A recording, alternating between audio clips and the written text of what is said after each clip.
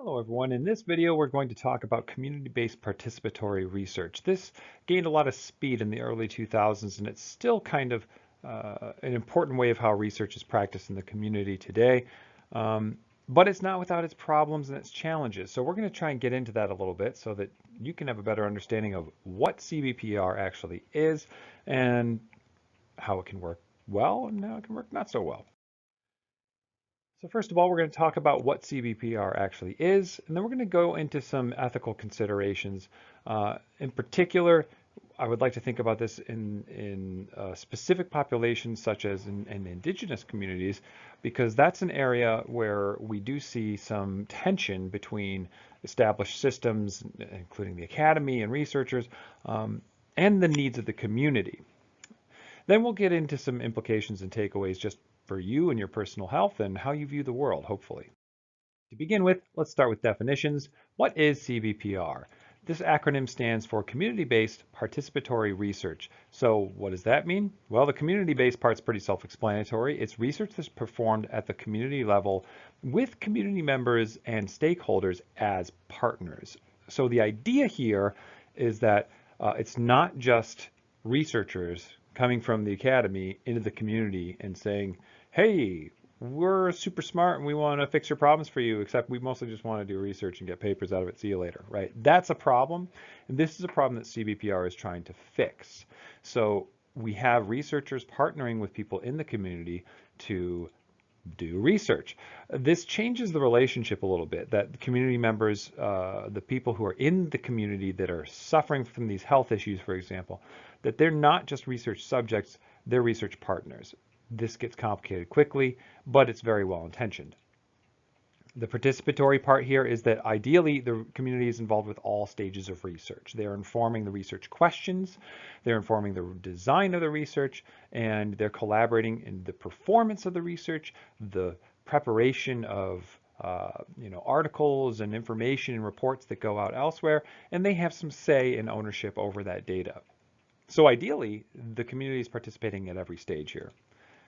That means it's a collaborative process, not just a one-way academics come in and study you kind of process.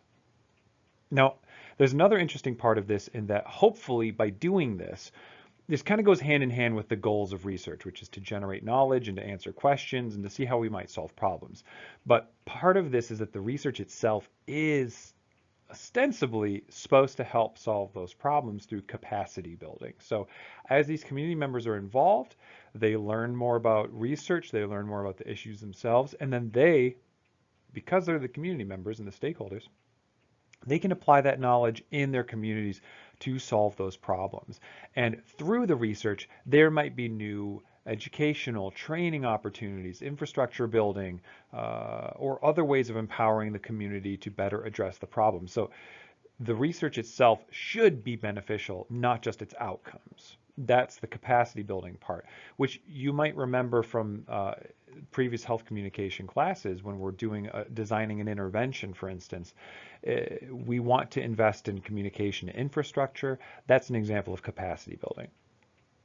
Now the research part of this, well, that's what I do. That's what we do in the academy. That's what scientists and PhDs, that's what we do. We dig into things, we ask questions, and we try to answer problems.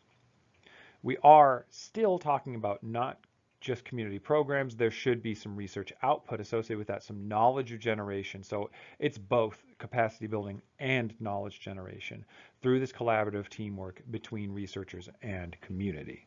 Hopefully that makes sense to you. Now maybe you don't know much about the research process in general, or maybe you just kind of assume that's always what it's like. Well, not exactly. It can be remarkably hard to get all this, the academy, to mesh well with the community. And that's what CBPR was trying to deal with.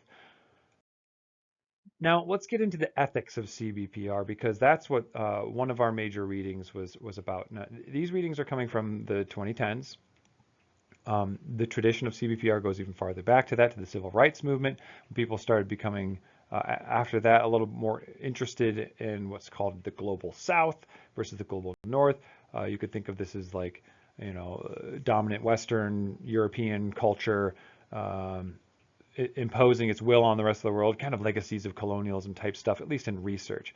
And the concern with that from a civil rights perspective is that, well, that's still a dominant cultural worldview, even when it's ostensibly working with these populations and trying to improve their problems and their well-being.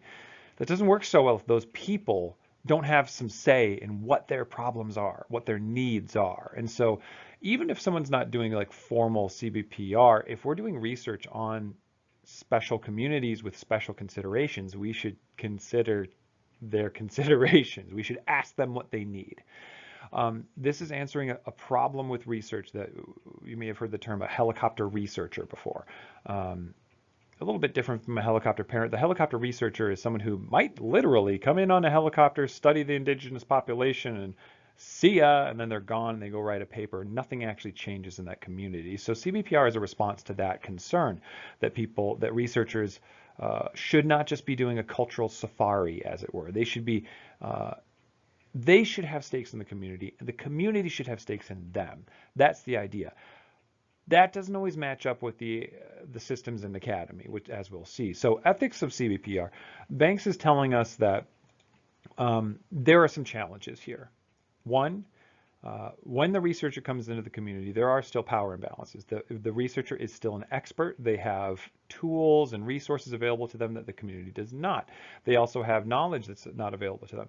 And so this can cause some power imbalances. Hopefully, this can be ameliorated a little bit by the fact that researcher still needs access to that community. They can't solve the problems without the community, without knowing what they are, and without engaging the members of the community. And so often CBPR is occurring as a partnership between researcher and gatekeepers, is what we might call them, community members who have a vested interest in addressing this problem.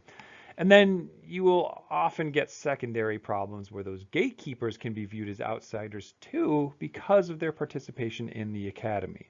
I see that issue sometimes in my ongoing research and collaborations where I do a lot of work with tribal communities here in Wisconsin, and sometimes the tribal partners themselves can be distrusted because they're kind of buying into this academic system that has been used to oppress people, right? That's a concern. So that might be an example of some of the power imbalances that occur there. But the researcher and the community, they have to carefully balance that. The solution to this, as we'll see, is going to be relationship building. Likewise, as I just mentioned, there's these blurred roles. So as a researcher going into the community, part of the scientific method, for example, is to be very objective. So how do we balance that with being engaged with the community? That's a little bit tricky. Am I a researcher, or am I myself a stakeholder by engaging with this community? Obviously, it's a bit of both, but the systems that we have in place, including things like institutional review, are kind of contingent on the researcher being very objective, being disconnected in their own way. So these roles get blurred. And likewise, as I just mentioned in the previous point, with the community members, the gatekeepers, the stakeholders, their roles get blurred too. So that's the trade-off of the capacity building and the building of infrastructure. Is there's this exchange, this osmosis, this bleeding of ideas and influences, which is in principle, well, in reality, really, that's a good thing. That's a good benefit of CBPR. However, the systems may not respond well to that because the systems aren't built for that. They're built for, let's compartmentalize these things and work with them. There's also community conflicts with the community, conflicts within the community. So are individuals who are participating in this research, are they putting themselves at somehow in risk for doing that? Some of the article, the Banks article, again, it mentioned like with gangs, for instance, is there a conflict of interest here where we are putting people in mental or physical peril by having them participate in the research? So there's issues of confidentiality. If we're using gang members to identify rival gang members, that can be problematic too, right? So these blurred roles also are influenced by community conflicts as well. And then that raises this follow-up question of, well, how accurate is the data that we get from this? How accurate is that, right? So when we have these blurred roles and these community conflicts and power imbalances, is the data still trustworthy, or is it too subjective now, or is it corrupt, or is it consistent? And so that's an additional issue The more involved the community gets in the research process, that can muddy up the research process, which is itself a specialized process, which is supposed to be very objective and generating reliable data. That's not always the case in CBPR. Likewise, this can also distract from root causes and focus too much on symptoms. So kind of on the other hand here, if there's the research process is looking at this and they're just looking at things from the outside, or alternatively, if the community is very vocal about something that they think is a major issue, but that might not be the root cause, that might be a symptom. And so sometimes CBPR can be focused a bit too much on like, all right, well, let's fix this thing. Yeah, let's help them. That's what they want. Let's fix that thing. But that might not actually address the root cause, which the research is trying to get at. So that's another conflict that can emerge here. Now, as I've mentioned throughout, IRB does not do well with this situation. What's IRB? IRB stands for Institutional Review Board. Every academic institution has IRB, and every research project must go through IRB review. That means there are people in the university whose job it is to look at the research study and say, this is not going to harm anyone. You've developed this plan sufficiently to protect the participants. Everything's been done in the right way. So in other words, it's bureaucracy, but it's well-intentioned bureaucracy that's designed to protect research participants. It's not great at dealing with CBPR for a couple of different reasons. There's issues of confidentiality. We can't really keep people confidential when they're research partners, and it all gets muddied up. I know I'm doing this a lot because that's kind of how this is with CBPR. It's not just like researcher goes in and then here's the data, right? It's all blah, it's all mixed together. It's a lot of back and forth. It's messy. And the other issue with IRB and other bureaucracies at large having problems with CBPR is that when the IRB stuff protocols aren't adhered to, well, that also has consequences for the products of research, the quality of the data, again, analyses, how reliable is it, how generalizable is it, can we apply this to different contexts, can we reproduce what happened when what happened was this organic relationship between the researcher and the community. These are all concerns. Finally, we also have ownership and dissemination issues. Depending on the community, as we're going to see in greater detail in the next section here, who owns the data? Is it the researcher? Is it the community? And when those lines are blurred, who gets to decide what happens with it? Who gets credit for doing the research? Who gets credit for the publication? The community may not care much about publication, but they care about results. The researcher might care more about publication than results. That can be a problem. And so there's issues of ownership and dissemination, particularly when we're talking about something like in indigenous communities, where there have been breaches of trust in the past. There have been data sovereignty issues. We'll get into that more as we move on here. So Banks' solution to these various problems is, first and foremost, advocating for a everyday ethics kind of approach to this. And what she means by that is that, well, use common sense. Treat these as relationships. Focus on the relationships in the context. You cannot simply defer to IRB on these issues. You have to be in the community. You have to be addressing their needs. That's what we're referring to as everyday ethics here. This means we're responding to something other than just regulatory principles of IRB or federal government or whatever it may be. So we do have to apply kind of our basic humanity to the situation.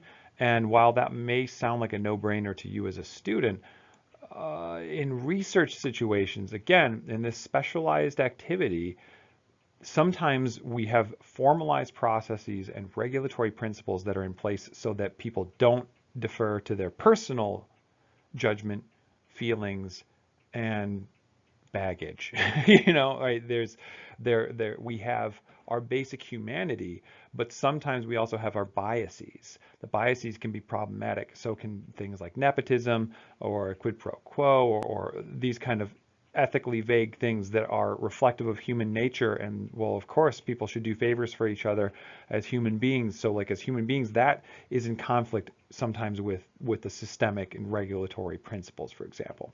That introduces a tension. I don't think we've resolved it yet. So essentially, in addition to this kind of everyday ethics, Banks is Banks and the rest et al. There's a large authorship on this, but I'm just kind of referring to Banks for this particular article. They're saying that researchers need to be flexible, right?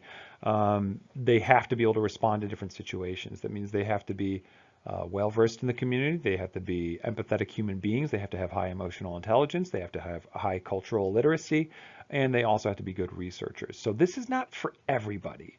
And a lot of researchers find CBPR very, very frustrating. Myself included. I find this frustrating sometimes, and I am very engaged in the community.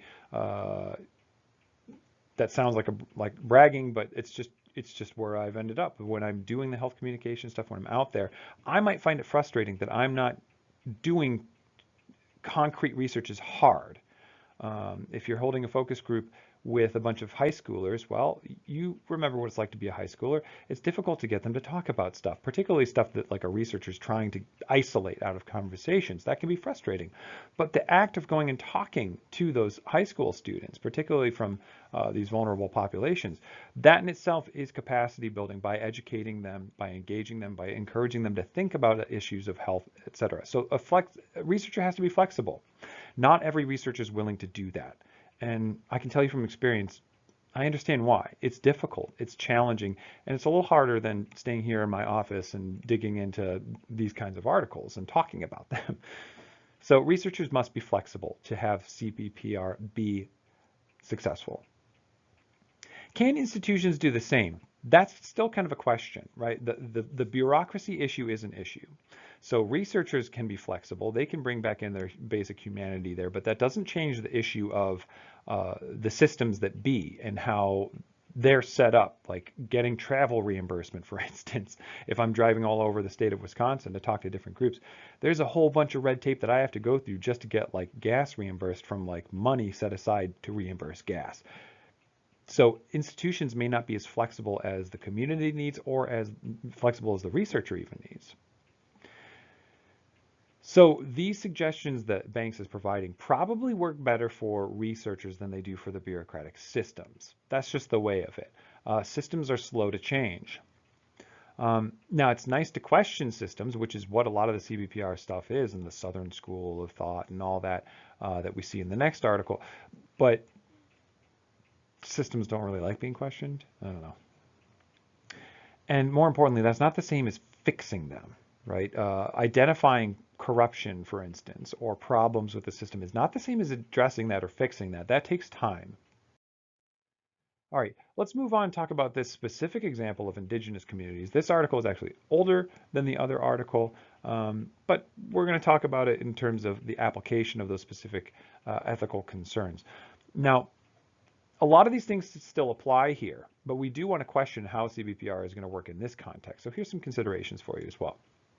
One, when it comes to vulnerable communities like indigenous communities who are disproportionately affected by things like environmental degradation and breaches of data security and trust issues with the federal government, for example, we do need to consider the role of things like historic trauma and the context of like other issues of context. What is the relationship of this tribal entity, of this sovereign group with the federal government, for instance? We have to consider treaty rights when it comes to a lot of the Great Lakes Anishinaabe people, right? These or other indigenous communities that have treaty recognized status with the federal government, for instance, or the Canadian government. There's issues of sovereignty in terms of space, in terms of government, in terms of regulations, in terms of data. Are we protecting data? As I've mentioned before, there are some classic cases where, well, in the case of the Havasupai, they they agreed to do some research with some researchers. They submit their DNA samples to be analyzed, and then those DNA samples were later used for different research. That was a big no-no. They did not like that. That caused some court cases, and it forced the community to look at, well, how are these relationships? What's the nature of them? Who gets to own the data? Again, who gets to own the data? That information, people's blood, is sacred to them in these communities and in many communities. And so it was a failure of those researchers to take that information and use it without the consent or knowledge of that community. So sovereignty is an issue as well. We also have competing ethical systems. All right, let's not forget that many of these different cultural groups, if we're talking about a different cultural group, we may also be talking about different epistemologies or ontologies. These are fancy ways of saying ways of generating knowledge and ways of thinking about the nature of things. That's going to differ by cultural group. If the cultural group is the academy, and then the other cultural group is an indigenous community with an uninterrupted tradition of, holding blood and DNA sacred, well, that's a competing ethical system that has to be addressed. It's a general rule. The researcher should try to adhere to the ethical system of the people that they're working with and studying, but you can imagine very quickly how that can become problematic. Likewise, there's an additional consideration here for education and capacity building. Indigenous communities in particular have a well-deserved trust deficit when it comes to working with the government and outside researchers. Again, the helicopter researcher kind of trope is based on reality. And it's a problem for these communities when people come in and they just want to, everyone wants to study us, but no one wants to actually help us, right? That attitude is, it's legit, it's legitimate. And so education and capacity building is also a special consideration. I've used my example before of working with tribal groups to do this kind of stuff. And so again, by developing the research, it should benefit the community itself by performing the research, not just by having research outcomes. That would be the education and capacity building. Are we training people? Are we training focus group leaders? Are we teaching community members how to perform research themselves? Do we have tribal partners who are researchers? Are we involved in the community? Each one of us. In those kinds of projects, I'm not the only person there in the room doing these focus groups. I'm not just some random white academic coming in. I have tribal partners who also have PhDs, and we're in the room working together and demonstrating what good collaboration should look like. This is all component of education and capacity building. Likewise, we also want to think about timescales. Are we thinking about what happens once we're done with the research? Are we ever done with the research? Right now, I don't necessarily need more qualitative data from focus groups, but we're going to keep doing them because they're building capacity and because an additional benefit of performing the research is one that is served to the community through education. So what timescale are we working on? I'm not currently being paid to do that. So I'm still doing it anyway, but right, that's a difference of the academy has one opinion about that. The community's got different needs. And so that's part of that flexibility that's required of researchers doing this kind of research. So overall, some conclusions we can draw out of this and think about going forward is CBPR is well-intentioned. It's useful. It's good for the community. It's good for the researchers. It might be less good for systems in the sense that the systems don't like this. Institutions, well, and I shouldn't even say that because this has become very trendy in the past 10, 20 years. That systems are like, oh yeah, let's do CBPR, let's do community engaged research, let's do that. And then they don't realize that their systems are not set up to do that. And that's a problem, particularly for, like, you could look at NIH. In recent politics, the National Institutes of Health has been in the crosshairs for government efficiency. Some of that's earned, some of it's not. But that is a big system that is sending money to do research to different things. And when it becomes popular to be like, oh yeah, we want to do CBPR, then that might get a lot of funding. But CBPR, as we've already discussed, may not provide the kind of measurable results that those systems and incentives are designed to create. So there's a disconnect sometimes there. So the systems don't change as quickly as cultures sometimes do, as norms and research and community projects, all that stuff. It's on a more organic time scale. Sometimes it's longer, sometimes it's quicker. But we do know that systems resist radical change. That's what they do. Because systems are systems because they're more or less stable, so they resist change. But we also know that within systems, and we can learn this from systems theory, I'm not going to go down the rabbit hole talking about birdland right now or anything like that. But one nice thing about systems is small changes in certain areas can have big effects in other aspects of the system. And so that's a hopeful message. Research institutions are reacting to this new environment, but it might take more than good feelings to improve CBPR and to make sure that it works going into the future. I think we're seeing a lot of those growing pains, at least as of the recording of this video, in terms of politics. A lot of institutions are freaking out right now because of the administration's kind of slash and burn approach to improving efficiency. There's going to be a lot of things that get cut that probably don't deserve to be cut. And hopefully the system will work in such a way as to correct itself eventually. But people are freaking out for good reason, right? That's like the system does not like radical change. So it's probably going to take more than good feelings just to keep this kind of meaningful research going forward. People do have to think about the practicality. They have to think about the roadblocks, and they have to think about how the system will react to what's happening within it. All right. Let's move this on to takeaways now. I would like you as my students to think about the ways in which these systemic structures compete with the organic nature of humanity and the goals of something like CBPR. This may sound like I'm being a bit too negative. That's not really my intention so much as to ground this, because this is stuff that you may not even be aware of, right? What's research? It's just this kind of, it's in a box. It's this category of stuff that like, I read papers sometimes, but you as a student might not care too much about that. But this is an example of how these big systems come into conflict with what it is to be human. These are important conflicts, though. They're important discussions to be had. These are important systems. That's important research. And so as we begin to understand these implications, that's good too. What I want you to do as students is to think about how this affects the pipeline of information coming into the public, right?